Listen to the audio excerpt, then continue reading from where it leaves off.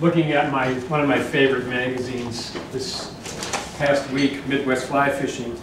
I was reading an article about canoeist and conservationist, 31 years old, the late Jeff Carlson, who died recently.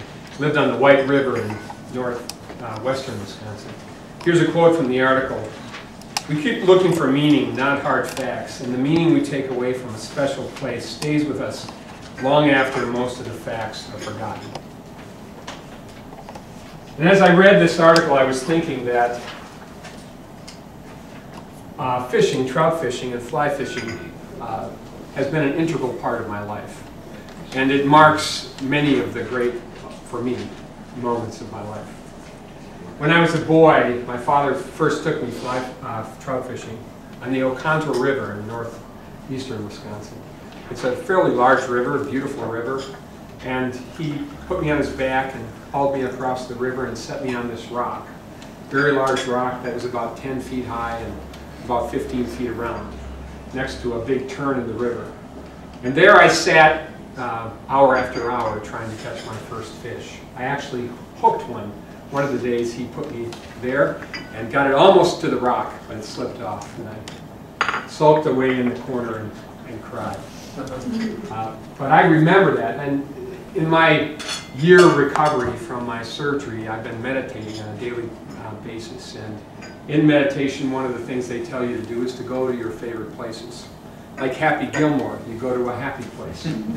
And I go to that rock, and I sit on that rock with my father sitting across the stream under the trees.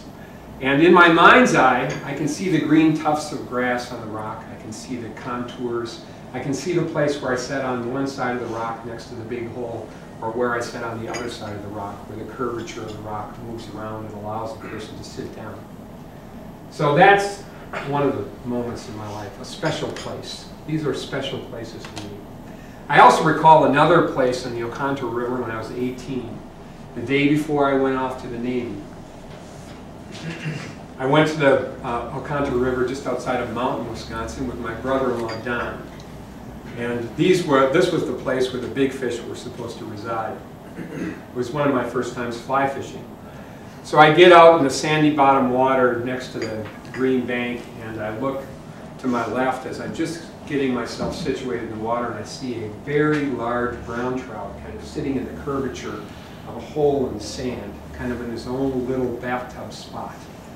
And he's about 20 feet away from me, and I tried everything in my fly box for that fish. One thing after the other. Nothing would come. So frustrated after about an hour in the sunshine fishing for this one fish, I decided a different tact would be in order. And I, every once in a while, would move 1/2 step to the left, 1/2 step to the left. Probably took me 20 minutes to move 5 to 10 feet to the left. And I had a 9-foot fly rod. I took that fly rod when I got close to the little bathtub spot in the sand. I slapped it down behind the fish. It swam towards me, and I scooped it up with my hand. Cheating as I did, I had mixed emotions about this catch. And I thought to myself, I should take this fish and put it on the hook and put it back in the water and see what it would be like to fight a giant fish like this. And then I thought, if I lose this fish, who would ever believe this story? So I decided against that, obviously. Then I recall as a father taking my son Justin to the Thunder River, which is a spring creek about 15 feet wide outside of my parents' cabin up in northeastern Wisconsin. We went, and I sat him I carried him on my back across the river, which is not a big carry. Sat him on a rock that was quite a bit smaller than the rock I sat on, and I fished next to him. He caught his very first trout that day, and in his excited response to getting this fish on the line, he dragged it across another rock, and it slipped into the river, and he cried. And I thought, well, we've come full circle here. I also remember taking both of my sons, Justin and Lucas. Lucas was not as patient a fly fisherman as Justin, over to the Kinney, where you have a lot of green grassy meadows next to a beautiful trout stream. That's a wonderful resource right outside of River Falls. Many, many, many fish in that river. So we would go fishing on a Sunday morning. And when I brought Lucas along after Justin was a little bit older, we would go out on the stream on Sunday morning. I would put one boy in one spot, and Justin was on his own at this point. And we would be there for maybe 20 minutes to a half an hour, and Lucas would whisper, "Dad, Dad, can we go have a hamburger now?" And we'd go, finally, he was relentless, so I would give up eventually, and we'd go up to the West End, have the best burgers. They have the most wonderful hamburgers, and sit down and watch the Packer game on the big screen in the afternoon. That was really the joy of the day. More recently, in November of last year, Justin and I had a chance to go fish between the lakes at hammer time in November, in the best time of the year in Montana. It's between Hepkin and Quake Lake on the Madison River, the big fish run.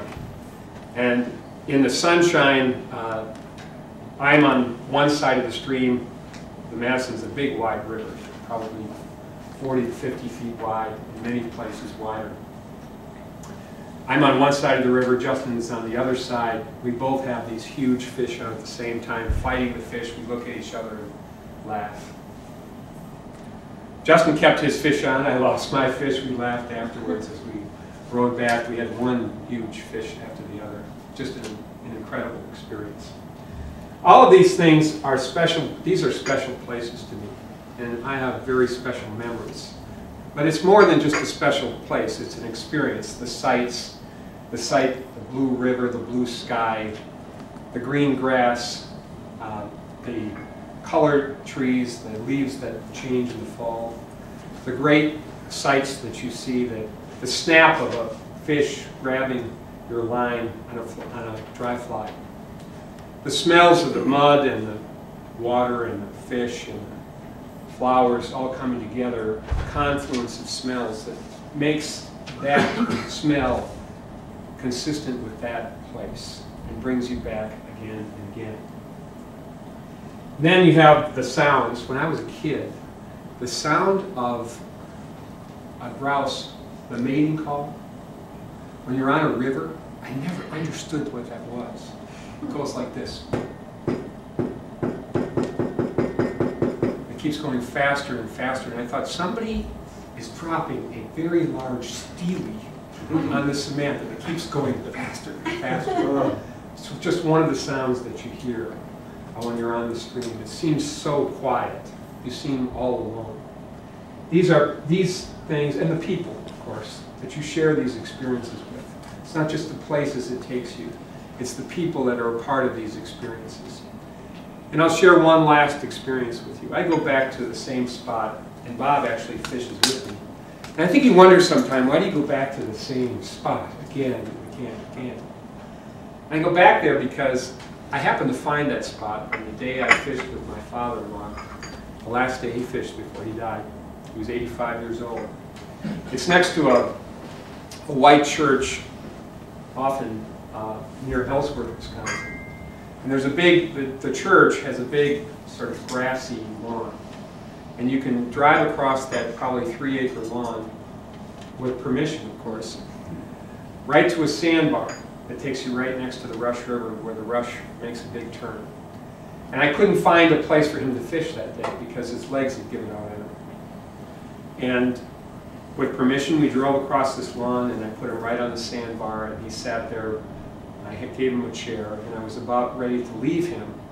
And he was a great fly caster, though his legs had given out on him. He was standing on the sandbar, and he was casting out, and he caught one brown trout. And he giggled like a 6-year-old. And he caught another brown trout, and another brown trout. He ended up catching about 6 that day. And I never really got very far away because he needed help, of course, netting when you bring him in. And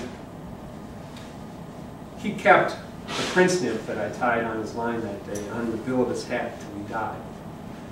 And that prince nymph now sits in with on the bill of his cap, sits in my basement. He talked about that one day, that one moment, that special place that I brought him to, that we fished together, all just about daily, until the day he died. So every time I go there, and I get out of the car, I'm across the stream from the sandbar, I walk over to the edge of the stream and I lean over and say hello to my father-in-law, who in my mind's eye is standing there, Mr. Toastmaster.